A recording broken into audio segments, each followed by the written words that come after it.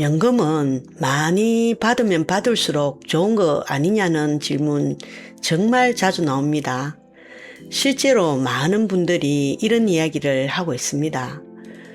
국민연금은 꽤 나오는데 기초연금은 한 푼도 못 받았다는 분들입니다. 더 당황스러운 건 소득도 없고 일도 안 하는데 왜 탈락했는지 도무지 모르겠다는 겁니다. 특히 1962년생부터 1969년생 사이에 태어나신 분들 가운데 국민연금을 월 150만 원 이상 받고 계시거나 곧 받게 되실 분들이라면 이 이야기는 남의 얘기가 아닐 수 있습니다. 안녕하세요. 이웃과 함께하는 쓱입니다. 오늘은 한 해가 저물어가는 시점에 조금은 알고 있어야 2026년을 준비할 수 있는 연금과 관계되는 이야기들을 해보겠습니다. 많은 분들 마음속에는 이미 이런 생각이 있습니다. 평생 성실하게 냈는데 많이 받는 게 뭐가 문제겠느냐는 생각입니다. 저도 예전에는 그렇게 생각했습니다. 하지만 지금의 연금 제도는 단순히 많이 받느냐 적게 받느냐로 유리하고 불리함을 판단하는 구조가 아닙니다. 그래서 실제로 이 연령대 분들 중 상당수가 이렇게 말씀하십니다. 나는 당연히 기초연금을 받을 줄 알았는데 신청 결과를 보고 한동안 멍해졌다는 말입니다. 그때 가장 먼저 나오는 질문이 바로 소득도 없고 일도 안 하는데 왜 기초연금이 안 나오느냐는 것입니다. 이 질문을 이해하려면 먼저 기초연금에서 말하는 소득의 개념부터 정리해야 합니다. 기초연금에서 보는 소득은 우리가 흔히 생각하는 월급만을 의미하지는 않습니다. 현재 제도에서는 국민연금 같은 공적연금도 소득으로 들어가고 임대료처럼 매달 들어오는 임대소득도 포함되며 이자나 배당 같은 금융소득도 계산에 들어갑니다. 여기에 더해 집이나 예금 같은 재산도 일정한 방식으로 소득으로 환산되어 반영됩니다. 이렇게 여러 가지를 모두 합친 금액을 소득인정액이라고 부릅니다. 그래서 본인은 스스로 소득이 없다고 느끼더라도 국민연금이 일정 수준을 넘는 경우에는 그 자체만으로도 기준을 초과하는 상황이 생길 수 있습니다. 이쯤 되면 이런 생각이 드는 게 아주 정상입니다. 연금은 국가에서 주는 돈인데 왜 소득으로 보느냐는 질문입니다. 그런데 기초연금의 목적을 알면 이해가 조금 쉬워집니다. 기초연금은 모든 어르신에게 보너스처럼 주는 돈이 아니라 연금이 부족한 분들을 보완해 주기 위해 만들어진 제도입니다. 그래서 제도 구조 자체가 국민연금이 많아질수록 기초연금은 줄어들고 일정 기준을 넘으면 지급되지 않도록 설계되어 있습니다. 이건 개인이 잘못해서 생기는 문제가 아니라 처음부터 그렇게 만들어진 제도 구조입니다. 그런데 문제는 기초연금 하나에서 끝나지 않는다는 데 있습니다. 국민연금을 받기 시작하면 그 시점부터 함께 움직이기 시작하는 것들이 있습니다. 가장 먼저 체감되는 것이 건강보험료입니다. 연금을 받기 전에는 보험료 부담이 크지 않다가 연금이 들어오기 시작하면서 갑자기 고지서 금액이 달라졌다고 느끼시는 분들이 많습니다. 특히 65세 이후에는 장기요양보험료까지 함께 부과되면서 체감 부담이 더 커집니다. 여기에 세금도 따라옵니다. 내가 낸 돈을 돌려받는 것인데 왜 세금을 내야 하느냐는 생각이 들죠. 국민연금 보험료를 낼 때 이미 소득공제 혜택을 받았기 때문에 연금을 수령할 때는 일정 부분 세금이 붙는 구조로 되어 있습니다. 처음에는 이 정도야 괜찮다고 생각하다가 1년, 2년이 지나면 생각보다 나가는 돈이 꽤 많다는 느낌을 받게 됩니다. 그리고 가장 크게 체감되는 변화가 바로 기초연금 탈락입니다. 기초연금은 월로 보면 30만 원대 중반 수준이지만 1년으로 계산하면 400만 원이 넘는 금액입니다.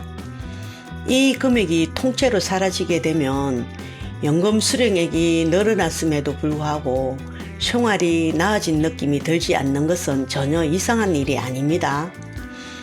그래서 실제 현장에서는 이런 비교가 자주 나옵니다.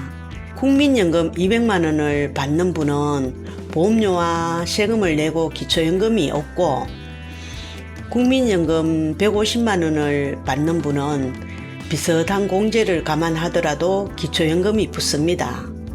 실제로 계산해보면 두 사람이 손에 쥐는 돈 차이가 생각보다 크지 않거나 오히려 비슷해지는 구간이 나타납니다. 이때 많은 분들이 차라리 조금 덜 받는 게 낫던 것 아니냐는 말을 하게 됩니다. 하지만 여기서 반드시 짚고 넘어가야 할 중요한 오해가 있습니다. 연금을 덜 받는 것이 정답도 아니고 많이 받는 것이 무조건 틀린 것도 아닙니다. 연금에서 진짜 중요한 기준은 내 상황에서 최종적으로 손에 남는 돈이 얼마나 되느냐입니다. 통장에 찍히는 연금 액수가 아니라 건강보험료와 세금이 빠지고 기초연금까지 포함해서 실제 생활비로 쓸 수 있는 금액이 얼마인지를 기준으로 판단해야 합니다. 그래서 실제로는 연금을 지금 바로 받을지 아니면 조금 늦출지, 전액을 받을지, 일부만 받을지, 임대료나 부수입을 그대로 둘지, 아니면 조금 조정할지 같은 선택들이 고민 대상이 됩니다. 이 가운데 단 하나만 잘못 선택해도 1년에 수백만 원, 많게는 10년 동안 수천만 원의 차이가 벌어질 수 있습니다. 특히 1962년생부터 1969년생 사이에 계신 분들은 연금이 막 시작되었거나 이제 곧 시작되는 시점에 있기 때문에 이 선택이 나중에 되돌리기 어려운 결과로 이어질 수 있습니다. 그래서 실제로 연금을 받은 뒤 많은 분들이 그때 조금만 더 알았더라면 하는 말을 남기게 됩니다. 여기서 한 가지 꼭 기억하셔야 합니다. 연금은 급하게 결정할수록 손해보기 쉬운 제도라는 점입니다. 처음 연금을 받게 되는 시기에는 국민연금뿐만 아니라 기초연금 기준과 건강보험료, 세금, 부부 기준, 재산 환산까지 한꺼번에 움직이기 때문에 이를 짧은 시간 안에 한 번에 정리하려다 보면 놓치는 부분이 생기기 쉽습니다. 이미 연금을 받기 시작한 뒤에는 선택을 되돌리기 어려운 경우도 생길 수 있습니다. 그래서 연금은 시간을 두고 미리미리 준비하는 것이 훨씬 안전합니다. 미리 계산해 두면 불필요한 손해를 줄일 수 있고 나중에 왜 그때 그렇게 결정했을까 하는 후회도 크게 줄일 수 있습니다. 지금까지 이야기를 딱 3가지만으로 정리해 보겠습니다. 첫째, 국민연금이 얼마인지. 둘째, 다른 소득이나 재산이 함께 계산되고 있는지. 셋째, 부부 기준으로 합산되고 있는지. 기초연금은 이 3가지로 거의 결정됩니다. 그래서 연금은 많이 받느냐 적게 받느냐보다 이 3가지를 함께 놓고 어떻게 조합하느냐가 훨씬 중요합니다. 정리해보면 1960년생인데 기초연금을 받지 못하는 이유는 대부분 국민연금 수령액이 기준을 넘었거나 다른 소득이나 재산이 함께 계산되었거나 부부 기준으로 합산되었기 때문입니다. 이는 개인에게 문제가 있어서가 아니라 현재 제도에서 자연스럽게 나오는 결과입니다. 마지막으로 한 가지 질문을 남기고 싶습니다. 혹시 지금 연금을 받고 계시거나 곧 받을 예정이신데 국민연금 금액 말고 기초연금 기준이나 다른 소득까지 한 번이라도 함께 계산해 보신 적이 있으신가요? 연금은 빨리 결정한 사람이 유리한 제도가 아니라 구조를 미리 이해하고 시간을 두고 준비한 사람이 결국 더 안정적인 노후를 만들어 갈 수 있는 제도입니다. 지금처럼 연금을 앞두고 차분하게 고민하고 계시다면 이미 가장 중요한 준비는 시작하신 것이라고 보셔도 됩니다. 오늘 이야기가 조금이라도 정리가 되셨다면 이런 연금 이야기들을 앞으로도 계속 차분하게 나누어 드리려고 합니다. 연금은 한 번에 끝나는 문제가 아니라 시간을 두고 계속 확인하고 준비해야 하는 문제들이기 때문입니다. 다음에도 도움이 될 만한 내용들을 놓치지 않으시려면 구독과 좋아요로 함께 해 주시면 좋겠습니다.